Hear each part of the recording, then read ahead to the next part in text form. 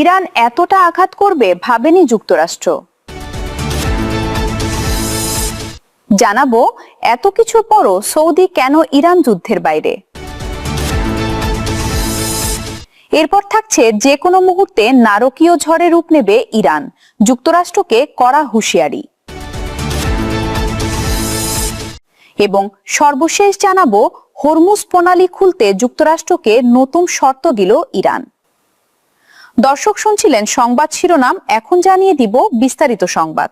তবে তার আগে অনুরোধ থাকবে এই ভিডিওটিতে একটি লাইক দিন এবং কমেন্ট করে জানিয়ে দিন আপনি কোথা থেকে বা কোন জেলা থেকে আমাদের সংবাদ শুনছেন এবং দেখছেন। ইরান এতটা আঘাত করবে ভাবেনি যুক্তরাষ্ট্র। ইরানের হামলায় যুক্তরাষ্ট্রের ক্ষয়ক্ষতি প্রকাশিত তথ্যের চেয়েও কি অনেক বেশি? মধ্যপ্রাচ্যের আকাশে যখন উত্তেজনা আগুন ঝরাচ্ছে, তখন সামনে আসছে এক চমকপ্রদ দাবি। ইরানের পাল্টা হামলায় যুক্তরাষ্ট্রের যে ক্ষয়ক্ষতির কথা প্রকাশ্যে বলা হয়েছে, বাস্তবে নাকি তা তার চেয়েও অনেক বেশি। এমনটাই জানিয়েছে একাধিক সূত্রের বরাতে যুক্তরাষ্ট্র ভিত্তিক সংবাদ মাধ্যম এনবিসি নিউজ। ঘটনা শুরু 28 ফেব্রুয়ারি। সেদিন যুক্তরাষ্ট্র ও ইসরায়েল যৌথভাবে আক্রমণ শুরু করে ইরানের উপর। হামলার জবাবে ইরান শুরু করে পাল্টা আঘাত। আর সেই আঘাত ছিল কৌশলগতভাবে পরিকল্পিত, নির্দিষ্ট লক্ষ্যভিত্তিক। মার্কিন ঘাঁটি, অস্ত্রাগার, এমনকি গুরুত্বপূর্ণ সামরিক অবকাঠামো সবই ছিল টার্গেটে। ফলাফল যুক্তরাষ্ট্রের সীমাহীন ক্ষয়ক্ষতি। প্রতিবেদন বলছে মধ্যপ্রাচ্যে অন্তত 7টি দেশে থাকা মার্কিন ঘাঁটিতে আঘাত হানে ইরান। কিন্তু চমকটা এখানেই যে ক্ষতির কথা সরকারিভাবে বলা হচ্ছে, বাস্তবে তার চেয়েও অনেক বেশি বিস্তৃত ক্ষতি হয়েছে বলে দাবি করা হচ্ছে। ঠিক কি ক্ষতিগ্রস্ত হয়েছে? গোদামঘর, কমান্ড সেন্টার, বিমান রাখার হ্যাঙ্গার, স্যাটেলাইট যোগাযোগ ব্যবস্থা, রানওয়ে, অত্যাধুনিক রাডার সবকিছুতেই আঘাত লেগেছে। এমনকি ডজন খানিক সামরিক বিমানও ক্ষতিগ্রস্ত হয়েছে বলে জানা গেছে। বিশ্লেষকরা বলছেন এগুলোর মেরামতে খরচ হতে পারে কয়েক বিলিয়ন ডলার। কিন্তু প্রশ্ন উঠছে, এই তথ্যগুলো প্রকাশ্যে আসছে না কেন? পেন্টাগন এখন পর্যন্ত এসব ক্ষতির বিস্তারিত প্রকাশ করেনি। একইভাবে মার্কিন সেন্ট্রাল কমান্ডো যুদ্ধক্ষেত্রের প্রকৃত পরিস্থিতি নিয়ে মন্তব্য করতে অস্বীকৃতি জানিয়েছে। একজন কংগ্রেসম্যান সহকারী সরাসরি বলেছেন, আমরা কয়েক সপ্তাহ ধরে প্রশ্ন করছি কিন্তু কোনো নির্দিষ্ট উত্তর পাচ্ছি না। অথচ একই সময়ে পেন্টাগন ইতিহাসের সর্বোচ্চ বাজেট চাইছে। তাহলে কি সত্যি তথ্য গোপন করা হচ্ছে, নাকি যুদ্ধে বাস্তবতা এতটাই জটিল যা প্রকাশ করলে তৈরি হতে পারে নতুন রাজনৈতিক চাপ? সবচেয়ে বড় প্রশ্নটা এখানেই, ইরানের এই পাল্টা হামলা কি শুধু সাময়িক ক্ষতি করেছে, নাকি যুক্তরাষ্ট্রের মধ্যপ্রাচ্যের সামরিক শক্তির ভিত্তিতেই ফাটন ধরিয়েছে? এই প্রশ্নের উত্তর হয়তো এখনো পুরোপুরি জানা যায়নি।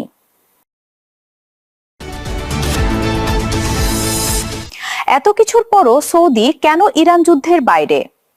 যুক্তরাষ্ট্র, ইসরায়েল মিলে যখন ইরানে ভয়াবহ হামলা চালাচ্ছে, তখন মধ্যপ্রাচ্যের সবচেয়ে প্রভাবশালী দেশ দাবি করা সৌদি আরব কেন পুরোপুরি নিশ্চুপ? নিজেদের ভূখণ্ডে ইরান ও তাদের প্রক্সিদের হামলা সয়েও রিয়াদ কেন পাল্টা জবাব দেওয়ার বদলে শুধু করা বিবৃতি দিয়ে দায় সাধছে?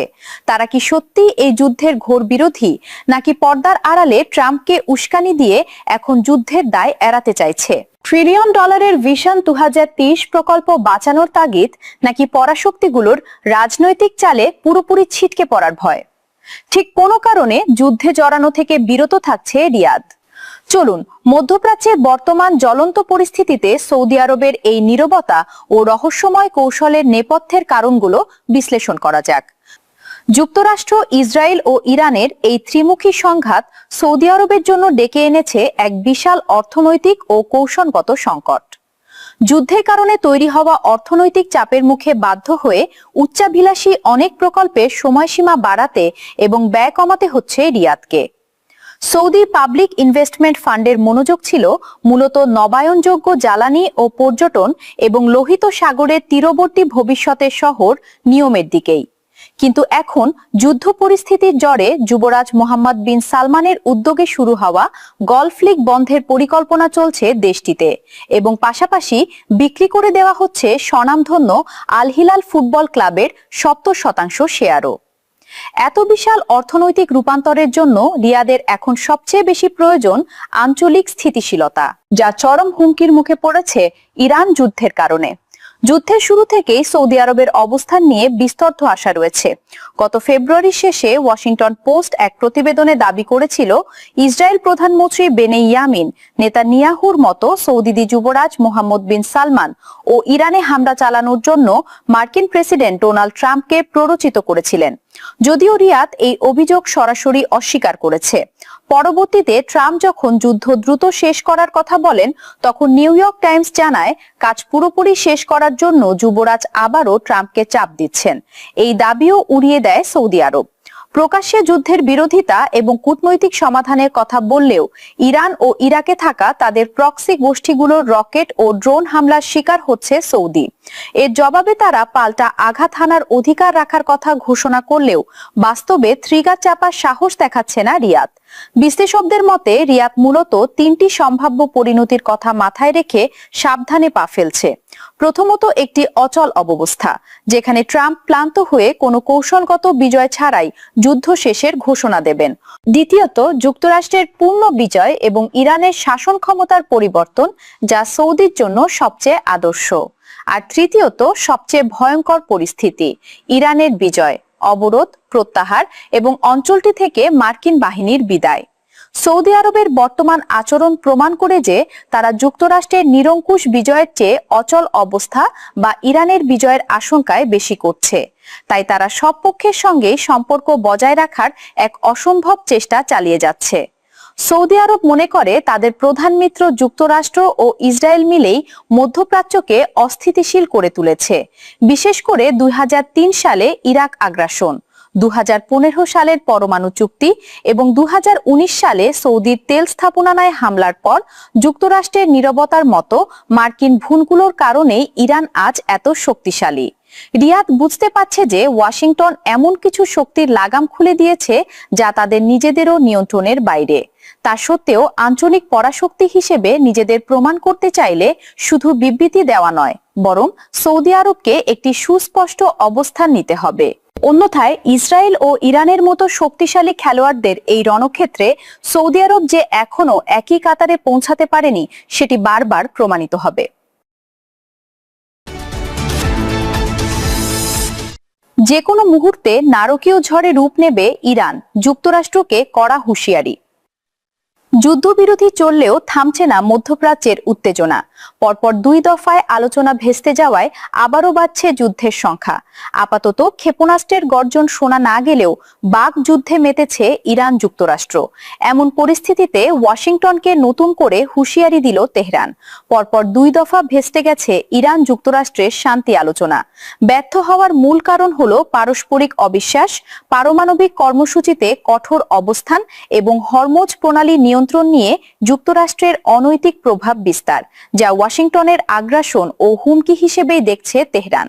এমন পরিস্থিতিতে যে কোনো নতুন আগ্রাসনের বিরুদ্ধে এবার যুক্তরাষ্ট্রকে নারকীয় ঝড়ের মুখে পড়তে হবে বলে কঠোর হুঁশিয়ারি দিল ইরান।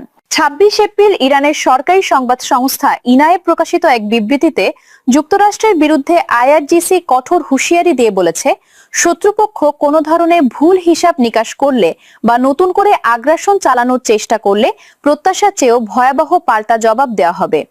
বিবৃতিতে আইআরজিসি নিজেদের অবস্থান পরিষ্কার করে বলেছে, ইরানের সশস্ত্র বাহিনীর বর্তমান শক্তিশালী ও বুদ্ধিদীপ্ত নীরবতা কোনোভাবেই দুর্বলতা নয়, বরং এই সংযম যে কোনো মুহূর্তে নারকীয় ঝড়ের রূপ নিতে পারে। ইরান স্পষ্টভাবে জানিয়েছে, যুদ্ধবাজ ও প্রতিশ্রুতি ভঙ্গকারী শত্রু যদি কোনো ধরনের ভুল পদক্ষেপ নেয়, তবে তাদের সশস্ত্র বাহিনী দেশের নিরাপত্তা রক্ষায় যে কোনো পরিস্থিতির জন্য সম্পূর্ণ প্রস্তুত রয়েছে।